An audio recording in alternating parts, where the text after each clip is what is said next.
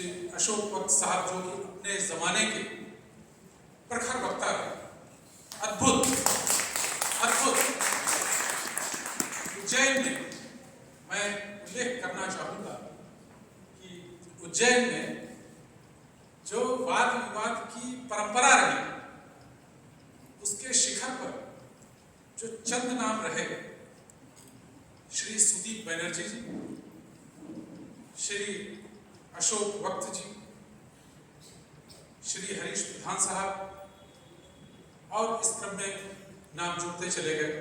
लेकिन जो सबसे लंबा और सबसे प्रखर नाम जो जुड़ा रहा, वो आदरणीय श्री अशोक वक्त साहब का। उस पर बिल्कुल बात नहीं करूंगा, और इसलिए बोलनी चाहिए क्योंकि उससे हमारी बुद्धि रेजर शार्प होती है।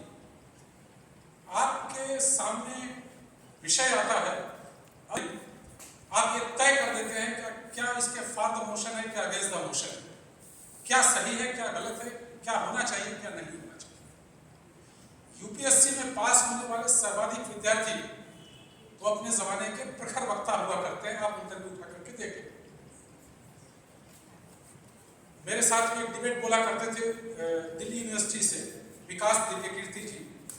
तो दृष्टि चैनल अभी वो चला, इसमें कोरोना के समय में ज्यादा, तो 95-96 के दौर में वो दिल्ली यूनिवर्सिटी रिप्रेजेंट करते थे और कई जगह पे हम लोग साथ में बोला करते थे।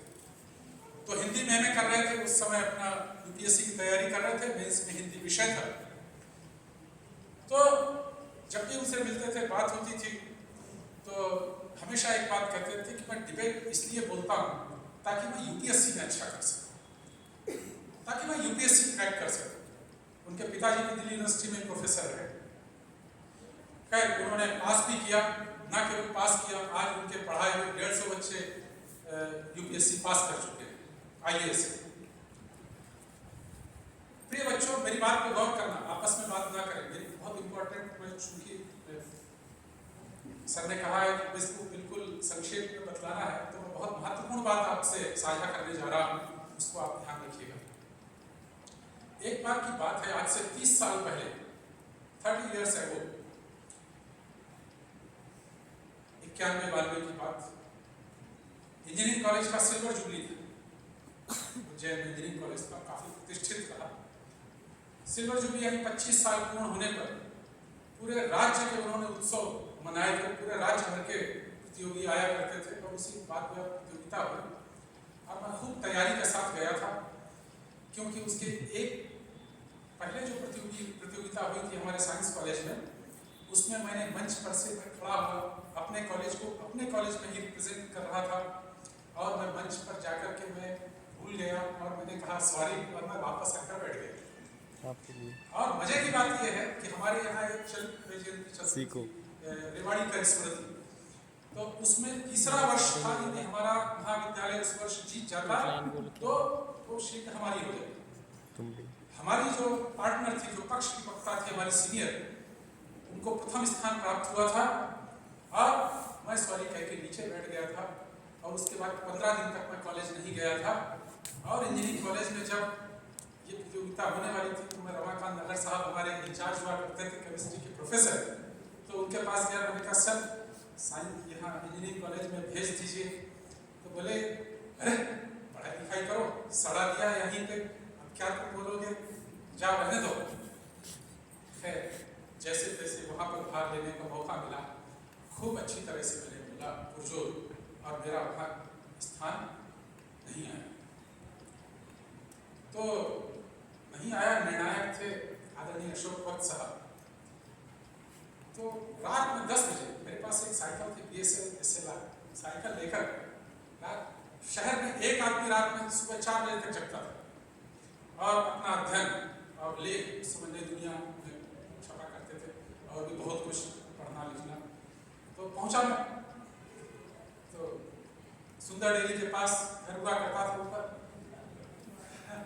और पहुंच के जीने से चढ़ के ये पाखुरी और उत्सव, बहुत छोटे छोटे बच्चे थे इस समय, और बिल्कुल कहो कैसे आए, वही रुख जो बोलने का वो वही है, उसमें कोई परिवर्तन नहीं हुआ, केवल शरीर भले बदला है, लेकिन आवाज में कोई परिवर्तन नहीं।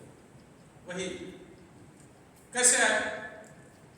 मैंने कहा मैं बात करने आया हूं आपसे, बैठो, कुछ खाओगे? नहीं। मैंने कहा मैंने बहुत अच्छा बोला था आज, और मेरा नंबर आया ही नहीं। तो बोले तो मैंने कहा मैं पूछने आया हूं कि मैंने क्या अच्छा नहीं बोला, क्या और होना चाहिए था जो मेरा नंबर आया। वो बात 30 साल पहले की आज तक मुझे याद है, और आज भी अपने विद्यार्थियों से जब मैं बात करता हूँ तो उसका उल्लेख करता हूँ, और मेरा प्रत्येक विद्यार्थी इस बात को जानता है।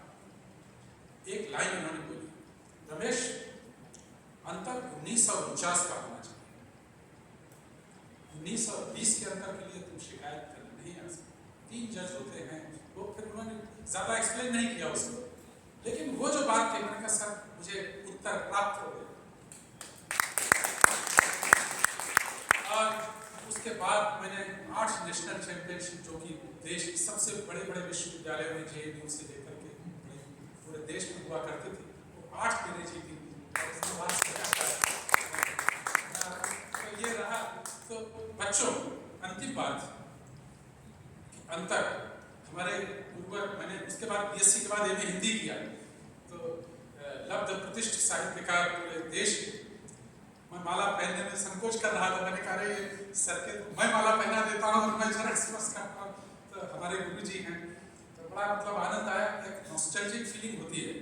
वो फीलिंग यहाँ बैठ कर आई कि कालिदास के जिस मंच से मैंने तमाम बरस तक बोला, और प्रिय बच्चों, मैंने कालिदास की प्रतियोगिता को कभी नहीं जीता, प्रोत्साहन पुरस्कार केवल वहां प्राप्त हुआ, जबकि ये राज्य स्तरीय प्रतियोगिता होती थी।